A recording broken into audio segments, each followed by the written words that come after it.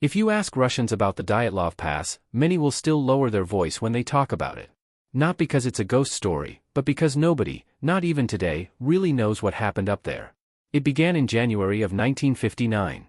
A group of 10 young hikers, most of them students from the Ural Polytechnic Institute, set off on a skiing expedition through the icy wilderness of the Ural Mountains.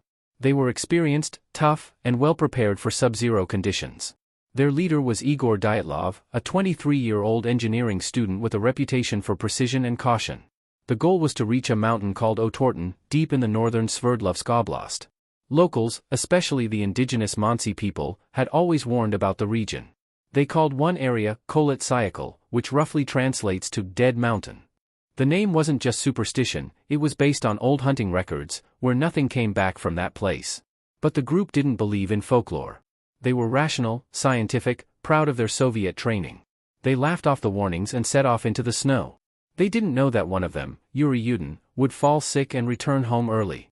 That decision probably saved his life. The other 9 would never return. For weeks, there was no word from the group. Radio silence. Their families grew worried, but the Soviet authorities chalked it up to bad weather. Finally, after weeks of pressure, a search team was sent out by helicopter. What they found near the slopes of Kolet Sayakal still terrifies people today. The group's tent was discovered, slashed open from the inside. Not a rip from wind or animal claws. Someone, or all of them, had cut their way out. And then fled barefoot into the snow. Some of the hikers were found a few hundred feet away. They were wearing nothing but underwear and socks, even though the temperature was minus 30 degrees Fahrenheit. Their hands were frozen in strange positions, as if they'd been trying to fight something off. Farther down the slope, 2 more bodies were found under a pine tree. They had burns on their hands. A small fire had been lit nearby. Branches were broken high up in the tree. Somebody had climbed in a hurry, maybe to escape or to look for help. But it got worse. Months later, the last 4 hikers were found in a ravine, buried under 13 feet of snow. One woman, Ludmila Dubinina, was missing her tongue. Another had a shattered skull. The injuries were massive, but somehow, their skin had no external wounds. Almost like they'd been crushed by extreme pressure. The official cause? A compelling natural force. Nobody knew what that meant. After the discovery, the Soviet investigation was quick, too quick. The files were sealed. Families were warned not to ask questions. Reporters were silenced. And rumors began to spread like wildfire. Some claimed it was a military accident. Locals had reported strange glowing orbs in the sky around the time the group died.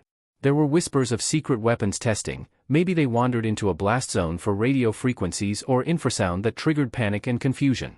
Others believed the Mansi people had attacked the hikers, but there was no evidence of that. No signs of a struggle. No footprints, except for the hikers' own. Then came the wilder theories: alien abduction, paranormal activity, even ancient curses. Some said the mountain was a place where the laws of physics broke down. Others pointed to secret KGB involvement. What were 9 young students really doing out there? But the most haunting theory? That the group turned on each other. That something, madness, fear, the cold, pushed them into a state of total psychological breakdown.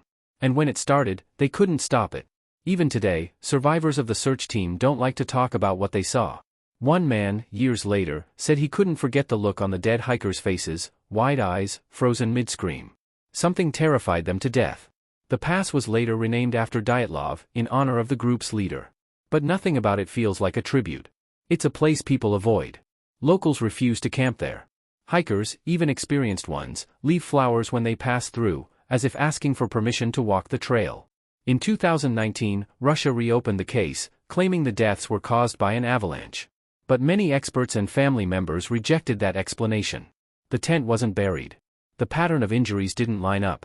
And if it had been an avalanche, why did they run from the tent instead of staying inside where it was safer? Yuri Yudin, the lone survivor, spent his whole life haunted by what happened. Before he died in 2013, he said something chilling: "If I had a chance to ask God just one question, it would be, what really happened to my friends that night?" We may never know. The snow keeps its secrets well. And the wind still howls through Dyatlov Pass like it remembers something it's not allowed to say.